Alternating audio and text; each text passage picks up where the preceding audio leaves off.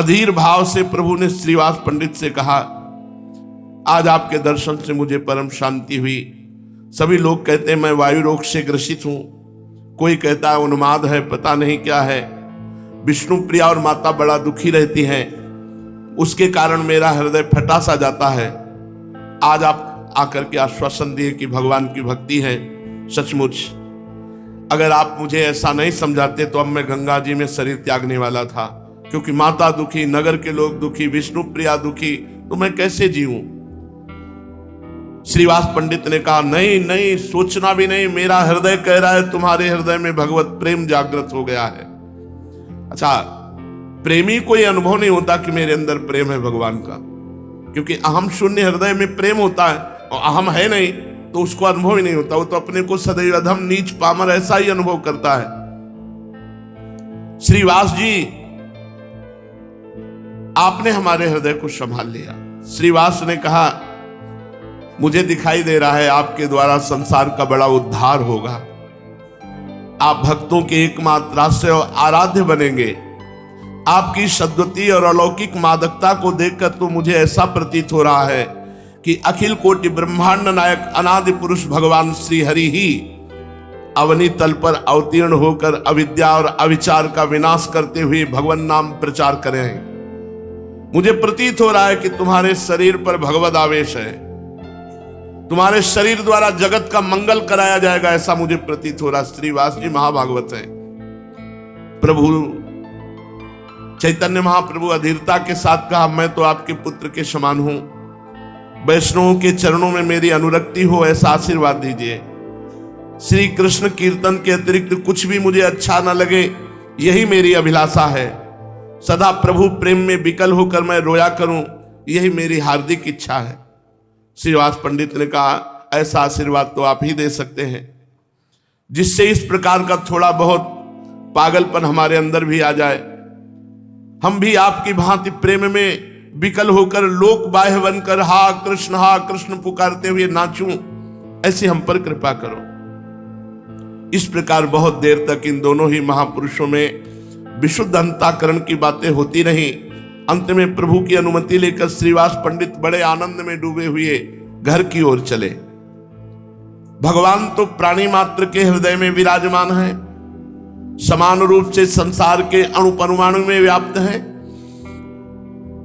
किंतु पात्र भेद के कारण उनकी उपलब्धि भिन्न भिन्न प्रकार से होती है। भगवान चंद्रमा की किरणें समान रूप से सभी वस्तुओं पर एक सी ही पड़ती हैं। पत्थर, मिट्टी, घड़ा, वस्त्र पर भी वे किरणें पड़ती हैं। शीशा तथा चंद्रकांता मणि पर भी उनकी किरणों का प्रभाव पड़ता है। मिट्टी और पत्थर में चंद्रमा का प्रभाव प्रकट नहीं होता, वहां घोर तमोगुण के कारण अव्यक्त रूप से ही बना रहता है, किंतु स्वच्छ और निर्मल चंद्रकांता मणि पर तनिक सी किरण पड़ते ही विचित्र दशा हो जाती है। उन लोक सुखकारी भगवान चंद्रमा की कृपा पाते ही हृदय पिघलने लगता है और वह चंद्रकांता मणि द्रवित होकर बहने लगती है। इस कारण चंद्रदेव उसके प्रति अधिकाधिक स्नेह करने लगते हैं। इसी कारण उसका नाम चंद्रकांत मणि पड़ गया। उसका चंद्रमा के साथ नित्य का शाश्वत संबंध हो गया।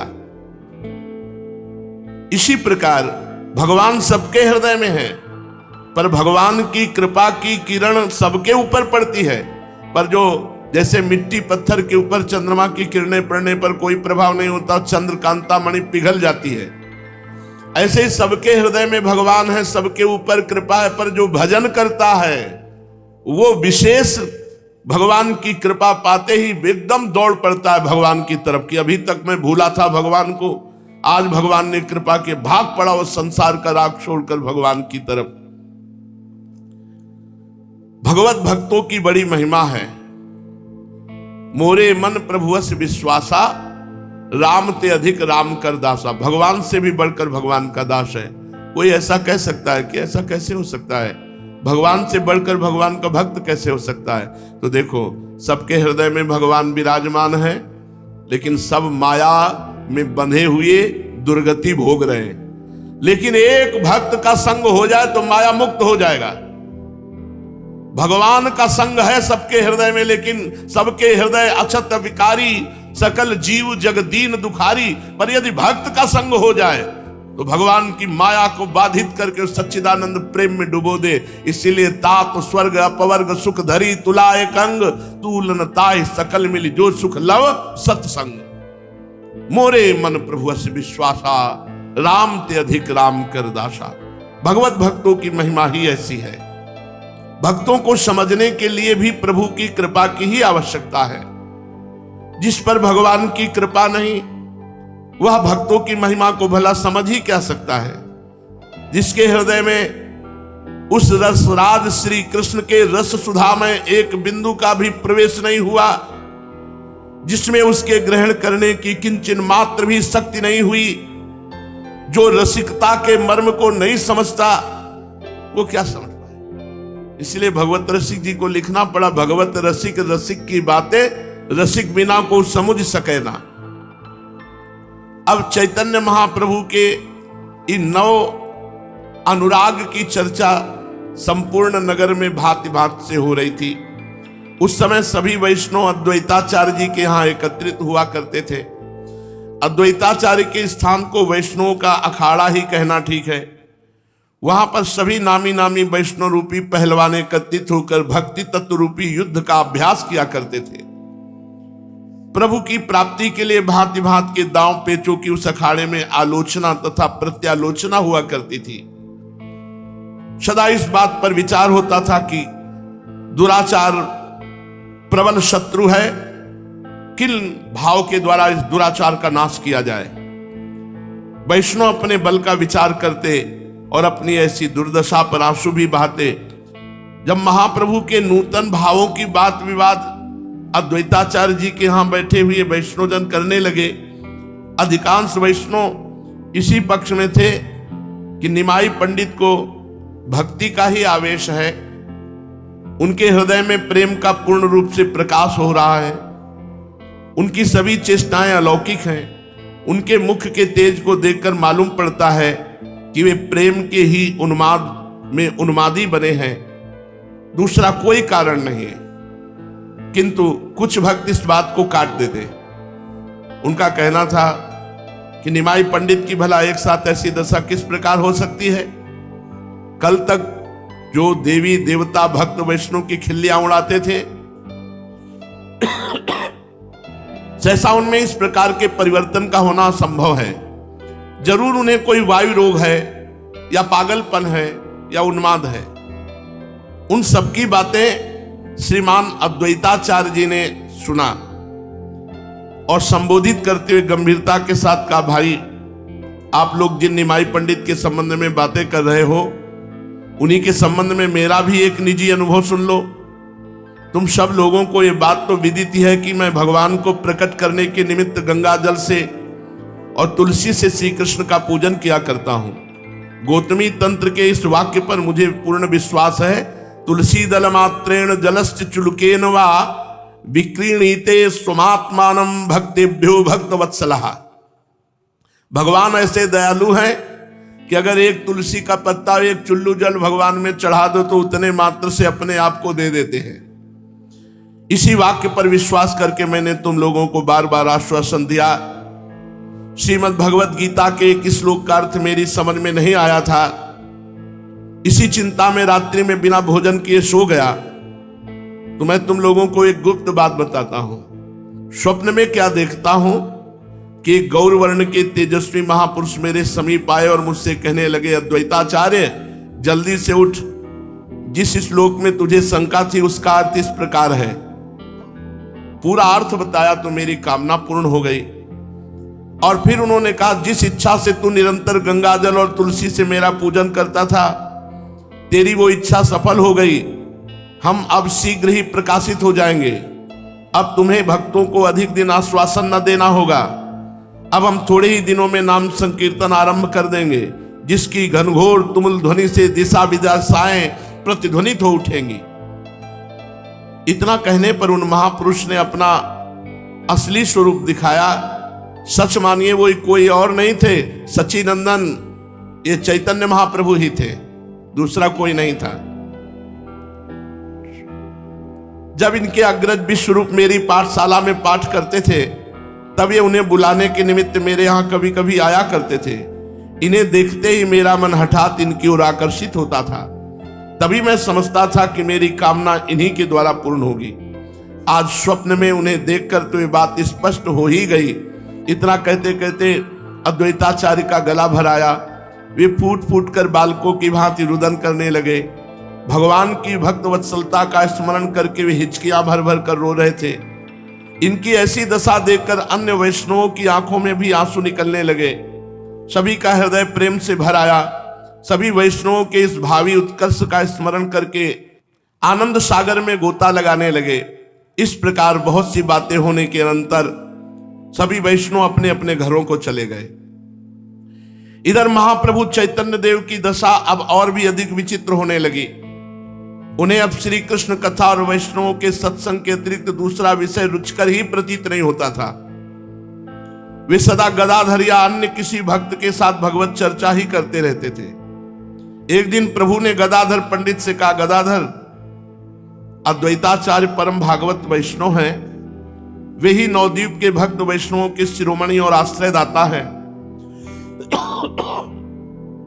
आज उनके यहां चलकर उनकी चरण रज को अपने मस्तक पर चढ़ाकर मैं अपने को पावन बनाना चाहता हूं। प्रभु की ऐसी इच्छा जानकर गदाधर उन्हें साथ लेकर अद्वैताचार्य जी के घर पहुंचे। उस समय 70 वर्ष की अवस्था अद्वैताचार्य की थी और वो तुलसी जी का पूजन कर रहे थे। महाप्रभु अद्वैताचार्य जी की चरण रज लेने के लिए गदाधर के साथ अद्वैताचार्य जी के घर गए। उस समय 70 वर्ष की अवस्था है अद्वैताचार्य जी की। वो तुलसी पूजन कर रहे थे। अद्वैताचार्य जी के सिर के सभी बाल श्वेत हो गए थे। बस तेजोमय मुखमंडल एक अपूर्व शोभा आभा विराजमान थी। वे बड़ी गंभीरता से भगवान का स्तोत्र पाठ कर रहे थे और आंखों से अश्रु भी बह रहे थे। परम भागवत वृद्ध वैष्णव के ऐसे अपूर्व भक्ति भाव को देखकर महाप्रभु चैतन्य देव गदगद हो गए, भावावेश में आ गए। शरीर की शुद्ध बुद्ध नहीं और हुंकार मारी और मूर्छा खाकर पृथ्वी पर गिर गए चैतन्य महाप्रभु। अद्वैताचार्य जी की दृष्टि पड़ी, ये तो साक्षात इष्ट देव है। अद्वैताचार्य जी ने देखा कि तो साक्षात श्री कृष्ण है। आनंद की सीमा ना रही। सामने रखी हुई पूजन की थाली को उठाया और उन्होंने प्रभु के जाकर के चरण कमलों का पूजन किया। विधिवत पूजन किया, अक्षत धूप दीप आदि से। कई वैष्णव जन वहां थे, उन्होंने देखा इतने वृद्ध महाभागवत एक बालक के पैरों की पूजा कर रहे हैं। गदाधर ने कहा, आचार्य आप ये क्या अनर्थ कर डाला। इतने भारी ज्ञानी मानी वयोवृद्ध महाभागवत होकर निमाई पंडित के चरणों की पूजा कर डाली। आप तो पाप चढ़ा रहे हैं निमाई के ऊपर।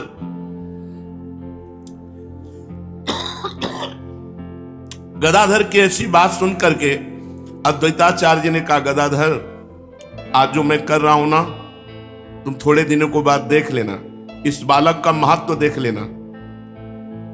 आज मैं पूजा कर रहा हूं, कल पूरा विश्व पूजन करेगा इन्हीं चरणों का और कृत्य समझेगा जो इनके चरणों का पूजन कर लेगा। इस बालक का महत्व सारा विश्व देखेगा।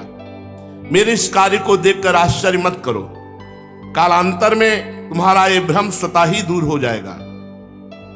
इसी बीच चैतन्य महाप्रभु की मूर्छा भंग हुई, कुछ ज्ञान हुआ। अरे आचार्य के चरण रोते रोते पकड़कर कहा, प्रभु अब तो मेरा उद्धार कर दो। बहुत समय व्यर्थ बकवाद में व्यतीत हो गया। अब तो हमें अपने चरणों की शरण प्रदान करो। अब तो हमें प्रेम का थोड़ा बहुत तत्व समझाओ। हम आपकी शरण में आए हैं, आप ही हमारी रक्षा कर सकते हैं। चैतन्य महाप्रभु ऐसे ही दैन्य आलाप करने लगे। अद्वैताचार्य जी भौचक्के से रहने लगे और कहने लगे, प्रभु अब अपने को मेरे सामने छिपा नहीं सकते आप। इतने दिनों तक छिपे छिपे रहे, अब और कब तक छिपे रहने की इच्छा है। अब तो आपके प्रकाश करने का समय आ गया है। चैतन्य महाप्रभु ने दीनता के साथ कहा, आप हमारे माता पिता गुरु हैं, आपका जब अनुग्रह होगा तभी हमें श्री कृष्ण प्रेम प्राप्त हो सकेगा। आप ऐसा आशीर्वाद दीजिए कि हम वैष्णवों के सच्चे दास बन जाएं। इस प्रकार बहुत देर तक परस्पर दोनों में दैन्ययुक्त बातें होती रही। अंत में प्रभु गदाधर के साथ अपने घर को चले गए और अद्वैताचार्य जी ये मुझे छलना चाहते हैं, अर्थात ये अपने को छुपाना चाहते हैं। सचमुच मेरा स्वप्न सत्य है, ये वही महापुरुष हैं जो स्वप्न में आए थे, ये संकीर्तन के द्वारा विश्व का परम मंगल करेंगे। अब मेरा नवद्वीप में रहना ठीक नहीं, ये सोचकर वे नवद्वीप को छोड़कर शांतिपुर के अपने घर में जाकर के रहने लगे। और महाप्रभु अब नवीन लीला प्रारंभ की। श्रीवास जी के घर में नाम संकीर्तन प्रारंभ। सुशेष चर्चा आगे। श्री राधा वल्लभ लाल।